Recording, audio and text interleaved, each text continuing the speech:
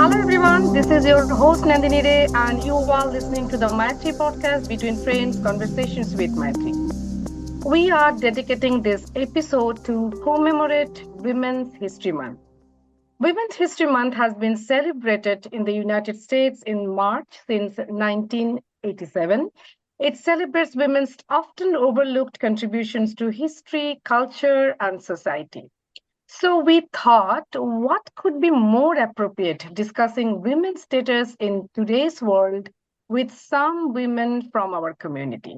So I randomly, asked our volunteers to join me in these discussions. Selected, I asked three volunteers, and all of them are very much, eager to join this discussion. And all of them are South Asian women, yet they are very different in terms of the language they speak, the countries they came from, the religion they follow, their age, their family backgrounds, job experiences, and many other various things. Today, we will see if their experiences and viewpoints about everyday sexism, misogyny are similar or not. So, before we jump into our discussion, I would request our guests to introduce themselves to our audience. So we can start, by the alphabetical order of our guests. So, Aarushi, can you go first? Sure. Hi, everyone. My name is Aarushi, and I'm a volunteer here at Maitri. Firstly, I'd like to thank Nandini for having me on the podcast today, and happy Women's History Month to you all. I currently work at Stanford University in ophthalmology as a translational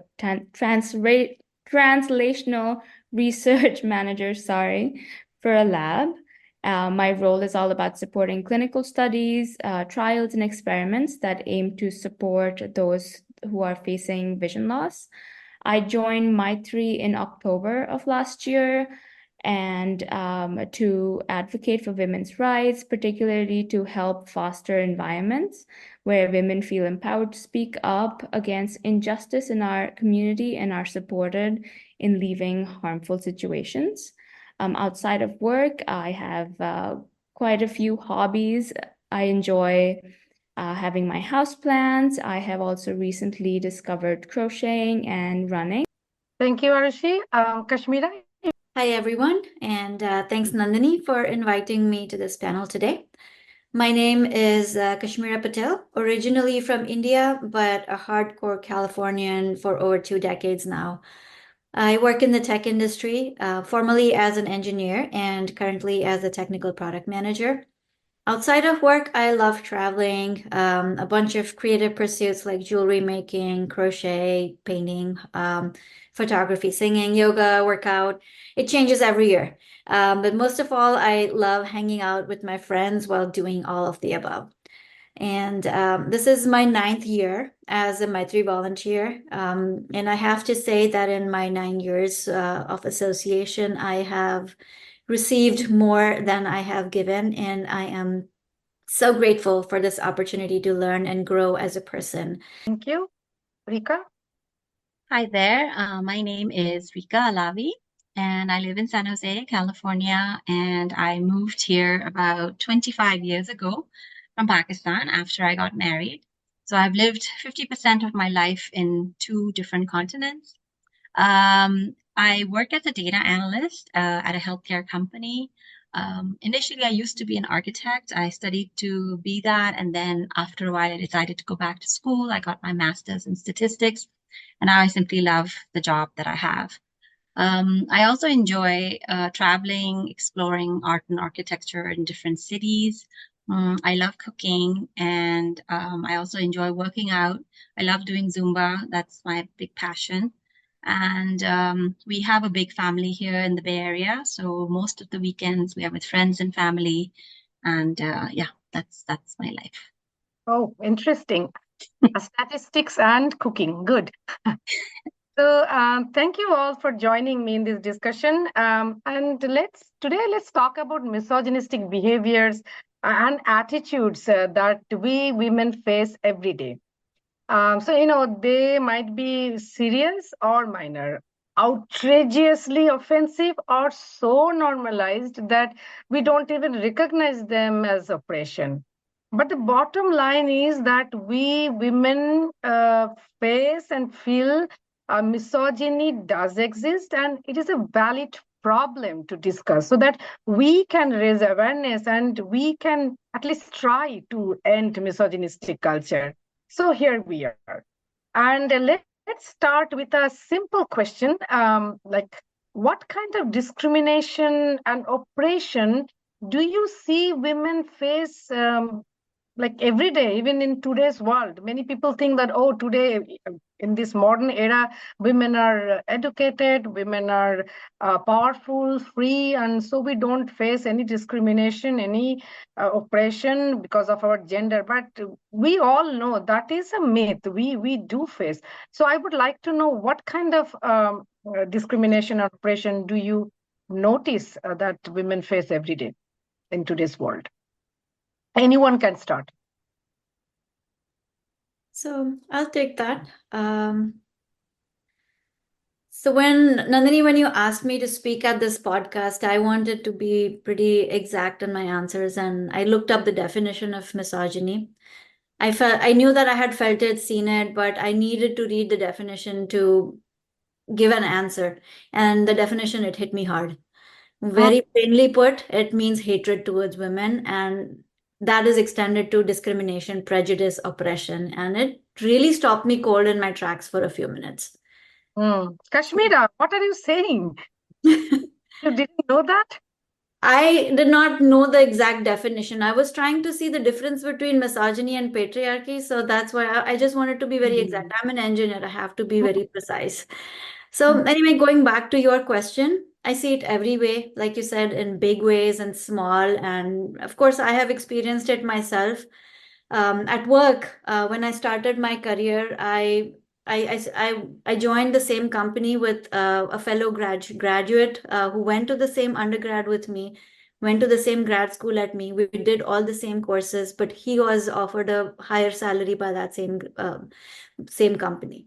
And at that time, it did not feel wrong to me. That is how normalized this was. Today, I can, of course, speak up and like, no, that's not right. But that was normalized 25 years ago.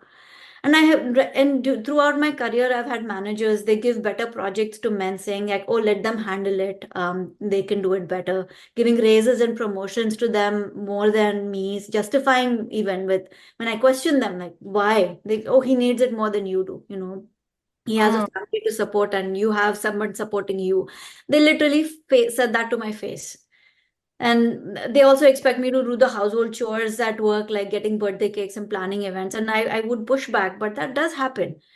And outside of work, simple example like car dealers, they completely ignore me when I go to shop for a car by myself. I have to take a male along with me to be taken seriously. And I've seen outside of myself, I've seen a dad of an exceptional young woman who came here for her master's, telling her to focus on losing weight first so that she will find a good husband, and then on her studies. Studies is not that important. Make sure you don't get fat. That really made my blood boil. And of course, in India, I've seen my mom's maids being beaten up by their drunken husbands, even though they are the sole breadwinner, right? And I basically have seen women being devalued at every step and in every space that they occupy.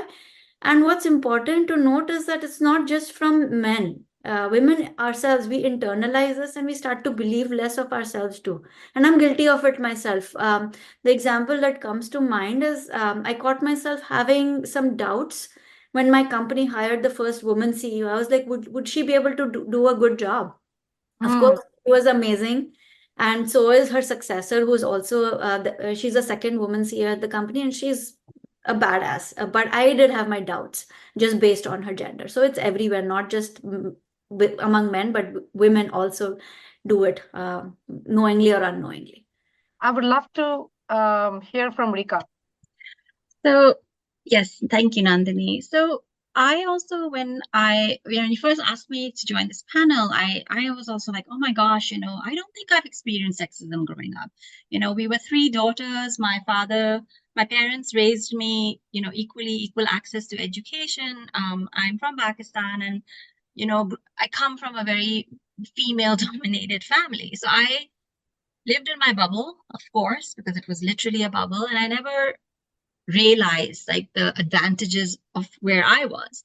But yes, growing up in Pakistan, there were a lot of gender stereotypes and, the social expectation that limited women their opportunities to get education, to be able to work, to have careers. And then, of course, that immense pressure, right, to get married early because that was the end all and be all for them. And then when I was 25 and I moved to the US and I thought, okay, things will be slightly different here. But then, of course, there were similar gender stereotypes. Like I said, I used to be an architect before. So for me, it was like I worked for the firm was three males and they were lovely, lovely people, family people. But when I had my first child, I'll never forget what he told me. I said, I want to be able to work part-time because, my baby is small. I don't want to leave her. And his exact words are, well, you have to earn, earn part-time status. And I thought to myself, my baby is young now. I can only be part-time now. Once she's older, I can be full-time. But, coming from a man where I knew that his wife was at home taking care of the kids, like there was no understanding, no sort of empathy. And then even coming back to that, I realized that I said, okay, I'm going to step back from my career. And my husband was like, okay, he's going to work and I'm going to be at home with the kids. But I realized that there was no discussion of that, well, maybe I should work and maybe he should stay at home. Like that was just, like you said, you internalize this expectation, no, the woman will be the one taking care of the kids. And, like I said, I had a pretty liberal upbringing and yet it was like somehow internalized, like, no, I'm going to be the nurturer, I'm going to be the caregiver, and I will, take care of the baby while she's young. And then another example, like I was telling my husband, I said, now we both work full time. We both come home at about 5:30. And I said, the first thing I've thought of is, okay, what's going to be for dinner? My daughter is at home, so we need to make sure there's food in the house. But I don't think it's ever on my husband's radar that, oh, I need to figure out who's going to make dinner. It's always on me. And it's not like he won't help or he's a wonderful, very helpful husband, but it's just that's the expectation, and I wonder if it's just we take on these roles without sort of defining these And it is cultural expectation. It is cultural training, probably, right? We don't even notice this kind of behavior that we are learning from our previous generation or from each other. Yeah, go ahead, Rika.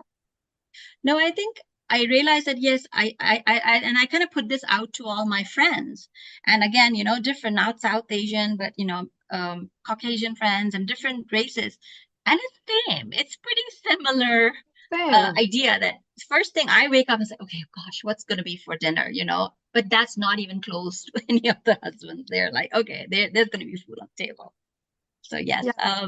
You shared, Rika, you shared about your experience in Pakistan, and I can share the exact same experience. I'm from India, so I can share the exact same experience when I was in India. Also, both of us, we know that it is also happening in the same way here in the US.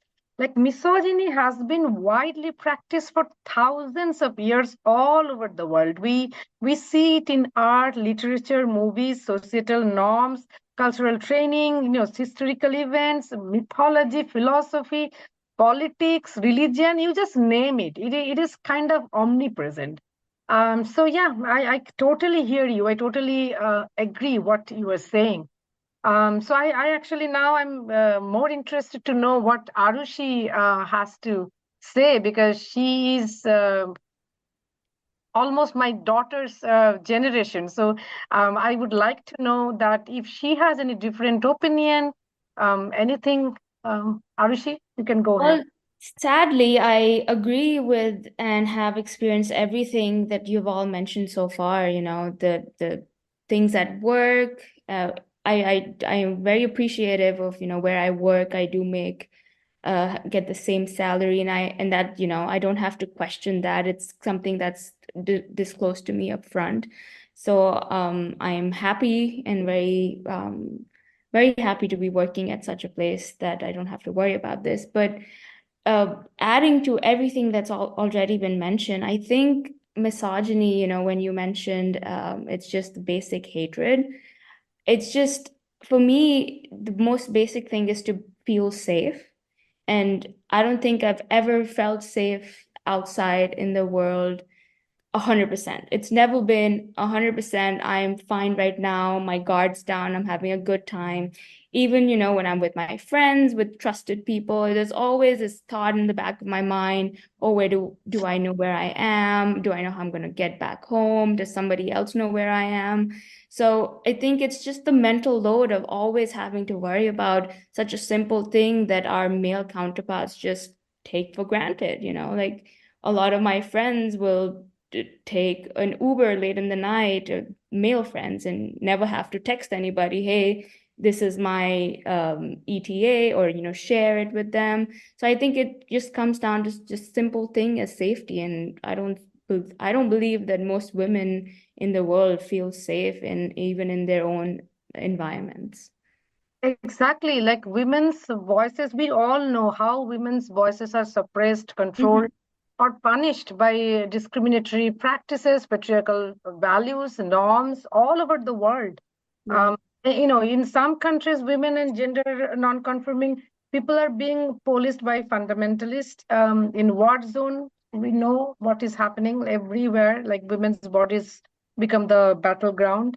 And throughout history, many states, we have seen that how states fail to protect and respect women's safety and rights. And like you said, Aarushi, that we are always concerned and we are always scared of our safety. And I personally don't see much change in that area where, like, I'm old, and then what I experienced when I was 18 years old or 16 years old, I'm seeing pretty much same, uh, many cases pretty much same that is happening. And I was reading a statistics, like World Health Organization. They said that globally 1 in 3, 30% women worldwide have been subjected to either physical or sexual intimate partner violence or non-partner sexual violence in their lifetime. It's a huge statistics. So misogyny is, omnipresent in different forms. We see that, and all of us, we agree on that. But sometimes misogyny is so normalized that we even sometimes don't recognize that it is a discrimination, oppression, or abuse, like so normalized. So can you think of one or two misogynistic behavior that are so normalized that mostly we fail to recognize them as misogyny or discrimination or abuse against women? So that if we discuss that, probably somebody who is listening to our show today, maybe it will actually, push them to think that, oh, this is so normalized and we have been doing that for a long time. Maybe now it's a time to change. Sure, I can start again. So I think overarching is that women are just held to unrealistic and almostly unachievable standards that men are not held on to, right? Like we have to really think about what we are saying. Like, is it going to offend this person or that person? Or so it's just that fact that the standards are not equal is normalized, right? Judging every action that women take, or even that what they do not take, these so-called harmless jokes and stereotypes that are being perpetuated, they just perpetuate beliefs that things like women they only focus on looking pretty and spending money, and they're bad drivers, and their places in the home or in the kitchen, or if a child misbehaves, it's because the mom is not a good parent. Those are such normal judgments against women all the time. And again, it's just so ingrained in our behavior that we just don't recognize it. But it's harmful because it limits how we live our lives. And we have to think multiple times before doing something outside of these beliefs. Like, if I wanted to buy a house by myself in India, it might be like to get a loan, it might be hard if I don't have a male counterpart signing for that, right? even if I have the funds. I don't know, over here it wasn't that bad, but that is a thing, right? You need to have a male counterpart. I know people in India who have they won't get a home for rent because they're single women. Like it's just not safe Yes. for the entire apartment community to have a single woman living in that building. Now just think about that, right? And also what Arushi mentioned, like women thinking twice before walking outside alone, carrying pepper spray, feeling anxious if a stranger approaches us. This is all normal behavior. We are used to thinking like that. We are used to living like that. And I remember visiting someone in India, and the host would not let me walk a few yards to another family member's house. They insisted that I need to go in a car.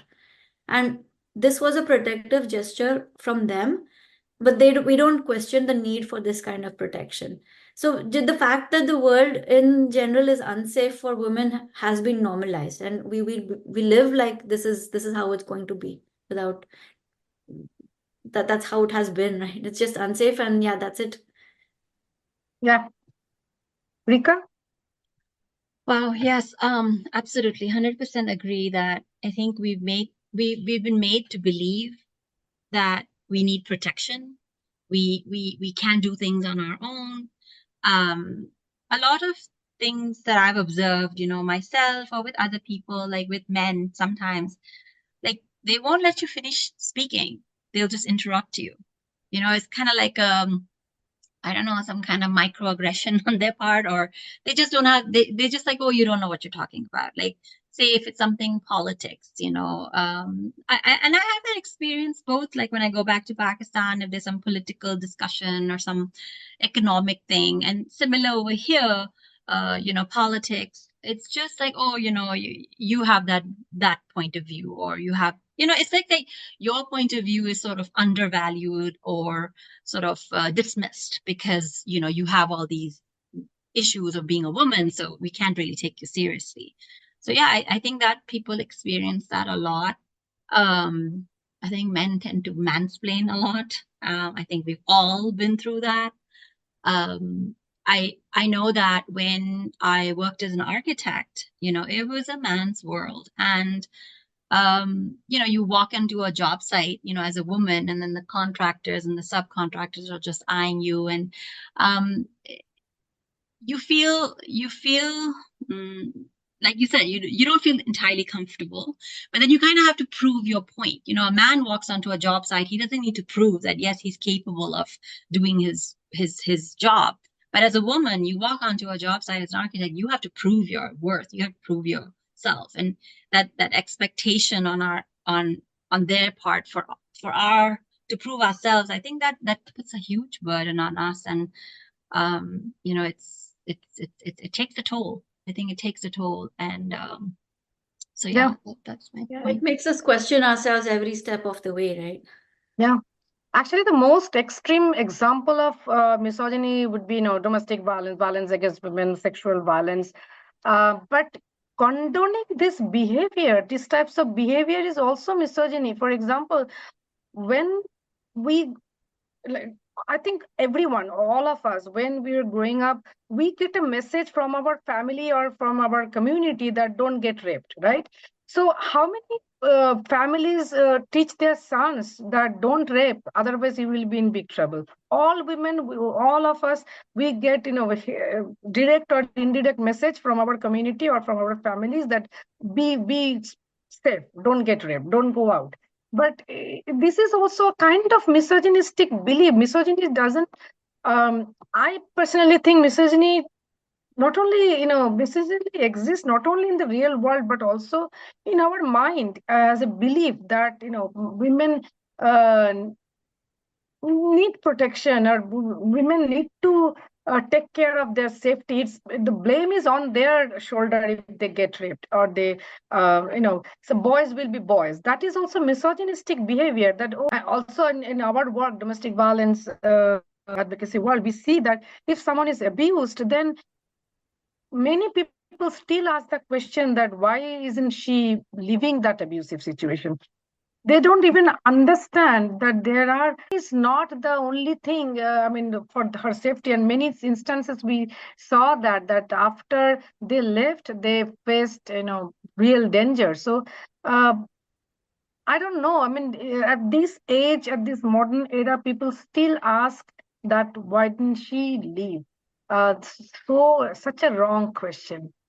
So anyway, that discussion is like kind of never ending. So I did want to add one thing that I was thinking about the other day on top of, what's already been mentioned, which every example everyone gave, it kind of like makes my blood boil because I feel like we should not be having these discussions. In this day and age, this should not be a problem. Like we've come so far as a society and we still as women have to deal with. It's a lot of it is nonsense, like mansplaining. I've had that so many times at work, especially from the time it annoyed me the most was once when I was the one training that person. They were barely 2 weeks into the job and they were telling me, like it's fine, general feedback is cool with me, but we're teaching you, get a hang of everything before you try to explain it back in a much worse way, taking everyone's time. So that's just off topic. But I watched this movie, which I knew was exceptionally misogynistic going into. So I kind of asked for it. But like small things such as like stalking in Bollywood movies, it's just so normalized. That's the way that the male lead expresses his love, his devotion. There's songs and choreography, and they've even made it, jokes, and it's comedic and whatnot. But I think like in our South Asian community, because it's so heavily influenced by the movies that we watch and the entertainment that we consume, that we I think starting there would be a very simple way to just get rid of such a small, obvious thing, which is still kind of normal in today's Bollywood movies. So and sometimes we see in those like some movies and some books, they glorify right, misogynistic right, Oh, behavior, yes. right? right. And it's really I don't know, we need actually multiple discussions like this to maybe people are not even aware, they're not noticing it, and this kind of discussion will provoke them, motivate them to think deeply that what is actually misogynistic behavior we are seeing around us. Like consent, like in our South Asian community, consent, the meaning of consent is different from men and women, because if women they say yes to sex, then they will be seen as loose women, bad women. And if they are saying no, then their male partners, their cultural learning is that women will say no, that means yes, right? So Mhm. consent is, where is the consent? So that is so normalized, misogynistic behavior that is so normalized that many times we are seeing marital rape is happening, and marital rape is happening, but no one, I don't know, many women even they don't know whether they can seek help, whether they can talk about this marital rape, spousal rape, because it is so normalized that you are married to this guy, so you have to say yes to everything that your male partner is asking. Do you agree whatever I'm saying? Yeah, and that goes back to the point of women being taught that we need protection because being in the marriage gives some kind of protection. So even within, if you're unsafe within that marriage, you don't speak out because then you lose that protection against the external world, and it's just a multi-layered level, like so many different spaces that we need to secure ourselves against, like inside the house, outside the house. Even the person inside the house is abusive, but then we look at them to protect us against somebody external, and it's just exhausting at some point, right? I personally think if you're okay with any situation you are in, if you feel safe, you feel okay, then it's fine. But if you feel oppressed, if you feel um, discriminated, then you should have some space to voice your opinion, right? So there, nobody should cut your freedom. But I think, Nandini, to that point, though, I think a lot of women, and again, not just South Asian, but I think generally speaking, we are so conditioned to kind of make sure there's no problem. There's to even recognize that there's a problem in your marriage. Like that's step one, right? Like some people are just like, nope, everything's great. He's doing his role, I'm doing my role, everything is fine. And we want that because like the minute a separation happens or a divorce happens, the blame usually falls on the woman, right? She Absolutely. must have done something, there must be something wrong with her. The condemnation from society is always on the woman. And then it's the woman's burden, like a lot of time to kind of make your way again in the world, right? I mean, the marriage was what was defining them as a couple and as a person. That was her definition. And then to go out in the world and sort of say, okay, no, this is my identity, this is me, this is who I am. And that also the world doesn't take very kindly to, like then they're like, oh, she's just being, she just left the marriage and now she's doing all of this. Like, I feel Yeah. like there is a lot of condemnation for women. And again, men don't experience that. Men would do similar things and they're like, okay, yeah, that's fine. He can find himself, go marry again, do whatever he needs to do. So I think there's a double standard that we fight all the time. We see that all the time in our work. If somebody is abused and facing domestic violence, then she face question, why don't you leave? And if she leaves, then you didn't adjust, why didn't do your part to keep the family intact. You need to change that perception that Yeah, Rika's words just reminded me of this incident where I met some person after a very long time when I was visiting India, and he's in his 50s. He's divorced. He has two daughters grown up, and he's like, oh, now I'm going to try to look for a partner for myself again. And I'm like, oh, that's a good thing. And so how's it going? He's like, yeah, so many of the women that I meet, they have kids of their own, and I don't think I want that. And like, I did not question him at that point because I did not even want to discuss this. Like, what about your own kids, right? mm, You are bringing kids into this relationship. Why do you expect the other person to not? So that is just so judgmental. And even at 50 years old, he's looking for someone who's very beautiful. The only quality he's looking for is beautiful without kids. And I was like, good luck, buddy. He will, and that is the whole point, that he will actually end up finding someone, versus that woman who has kids will have a very hard time. if it is the opposite case, Yeah. then many community members would have said to that woman, are you kidding? Are you out of your mind? But nobody will say that to the man, right? Yeah, and also if a woman with children wants to get married, the grandparents of the kids will be like, no, you cannot take our kids away from our family. They belong to our family. So that's another complication that comes up, right? She's just tied and bound by so many different rules, versus if the man has kids and he wants to marry, that question does not arise. No problem at all. And I think to add on to that, just these questions in general is why women don't leave sooner than they should have. That, I'm losing the protection of my home that I have built for so many years with this person that is supposed to love me and support me. And what if I'm, reading too much into this and the problems are not actually that bad and I just need to, for lack of a better term, suck it up and, just deal with these things. That I think all of these societal expectations, along with our culture, just South Asian culture, making it a whole lot worse, is why a lot of women who have sought help with Maitri have ended up in this situation, which needs to come from a society level, from our upbringing. We need to be taught that it's okay to just leave the first, possibly second time you feel unsafe in a situation and not take it. And I believe also our sons need to be that conversation. Men and youth and they need to understand. They need to also think deeply that if they are seeing any misogynistic behavior around them, if they can do anything to reduce this or end this culture, If half the population, they're not doing anything, they're not taking it seriously, then we cannot change. We cannot change the world, and that's not what we want.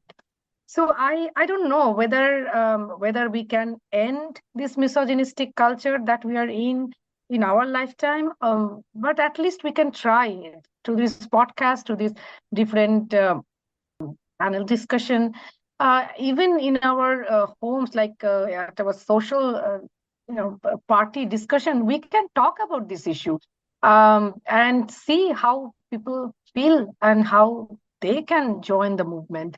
So, if I ask you to share some tips with our audience about how can we end misogynistic culture, what can we do, each of us, what can we do? Rika, you can go first. Okay, yeah. So it actually relates to what we were talking about earlier. So, like for example, one medium is film, right? I mean, everyone watches movies, everyone watches dramas. And I was thinking, like, there was this Bollywood movie that came out. I think all of you must have heard of it. It was ridiculous in the way it portrayed misogyny against women. It was just horrendous. And some criticism was like, well, they had to make a movie like this so that these discussions could happen, right? But then you're thinking, well, you'd really have to make movies in such bad taste to get this conversation going? And then I thought to myself, speaking of like women getting married, like I watched this Pakistani drama a long time ago. It was the famous actor Fawad Khan. And in that, he falls in love with his friend who's older than him, who has a daughter. And that was such a lovely drama to watch because it changed the narrative, right? Older, like it was perfect. Like first she's like, oh my God, no, you can't marry me. I'm older. Da, da, da. But, at the end of it, like, he proves his love to her and his commitment to her. And I just thought that was a great message to, the general society to watch. And people do watch dramas a lot in film. But I think, yes, definitely film would be one. And I think another way is like we could try to encourage more female leadership in positions. Not like just again worldwide, like encouraging more women to like be city council women, like be mayor, like just positions of power where they can actually change policies and affect like how society kind of operates at the city. I like the lower level, like even in the PTA, like in schools, like at that level, and then maybe city council, mayor. Like I think lack of political representation plays a huge role. I mean, just look at our national politics, right? Hillary Clinton. I mean, even this Republican lady, I am blanking on her name. Nikki Haley, right? I mean, look at the way they've been treated in the media by their opponents.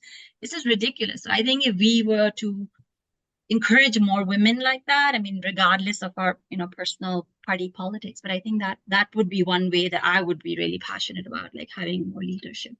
So women policy makers. Yeah, wonderful. Riffing off of what Rika just said, giving women a seat at the table is not enough. Actually, being still including them in the conversations is also important. Because what I have seen is like, yes, companies have started adding just to meet the diversity numbers. They have started hiring, but they don't have the actual power to do anything. Even just looking at politicians, right? Kamala Harris, or I think the prime minister, some European country, I forget, the prime minister was a woman. People in the news, what you will see about them is what they are wearing, which designer they're wearing, what colors they're wearing, not paying any attention to their political clout, what changes they're trying to bring about. So that needs to change. That yes, just the token woman on your panel is not the checking off that tick box is not enough. You have to actually let her speak, let her do the work she wants to do. And sorry, I know Aarushi, we wanted to hear from you, but I just wanted to continue what Rika started there. So go ahead. No, that's fine. That's all right. I would say just, plain old education and awareness. I believe that we often take things for granted. So I've come across the most well-meaning men who have had no idea that some of their actions might be misogynistic or sexist. So just having this from a young early age, education in our schools, in our communities, outside of school as well. That would be very helpful. Engaging men and boys, which I know Maitri does a great job at. That's a great place to start, and just starting at the source, I would say, pretty much. And fixing attitudes, and like you said earlier, Nandini, for men to also challenge to other people's toxic masculinity, and help promote healthy and respectful relationship with women that they might see as problematic with their friends, their relatives, and so on. Just speaking up, it can be hard, but it's definitely what we need. And secondly, I think misogyny is very deeply rooted in our South Asian culture, in our traditions and so on. So starting there as well, in our temples and our religious communities, starting there. Again, spreading awareness and educating other people that these behaviors are not okay. This might be what you've learned earlier on, but it's not okay going on, and we need to unlearn a lot of things. I just wanted to add one other thing, just changing the mindset that women are weak. That whole quote that don't throw like a girl or don't cry like a girl. And in fact, women are so powerful and so strong that we have been handling all of this mistreatment forever since our existence, which just proves our power, but we have just given that away, right?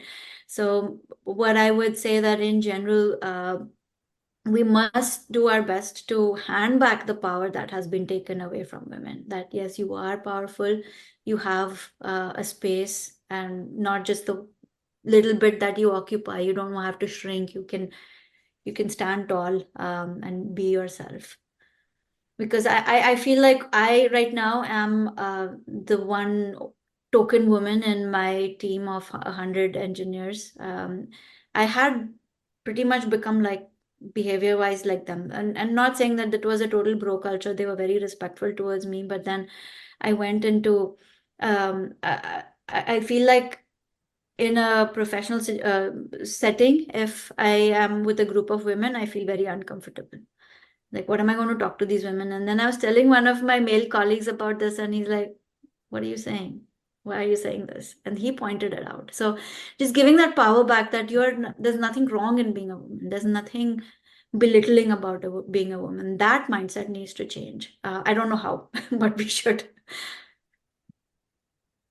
I hope, I wish I could continue this discussion, but we cannot. We have to pause here. Thank you so much, Aarushi, Kashmira, and Rika, for this energizing discussion. Thank you for coming here. Thank you, Nandini. Thank you for having me. Thank you. So, dear listeners, hope you will continue this discussion with your friends and family. Hope you will address and confront misogyny wherever you see it. And we all need to do our part in dismantling misogynistic culture and building a healthy culture where all genders are valued, heard, and seen. Will you join this movement to end misogyny? The main question is that, after listening to this podcast, will you start another conversation with your friends and family? This is your host Nandini Ray, ending this episode with a hope for a better future for all of us. Thank you for listening to the Maitri podcast, Between Friends, Conversations with Maitri. Keep listening to our podcast. Find all our episodes on YouTube, SoundCloud, and Spotify. Please like and share. Thank you. Maitri is a free, confidential, non-profit organization based in the San Francisco Bay Area that helps families and individuals facing domestic violence. Don't suffer in silence. Call Maitri Helpline 1-888-8 MAITRI. Visit our website maitri.org. This show is for informational purposes only and is not to be construed as legal advice. Always consult an attorney for legal advice. Views expressed by guests of the radio show are individual opinions and not endorsed by Maitri.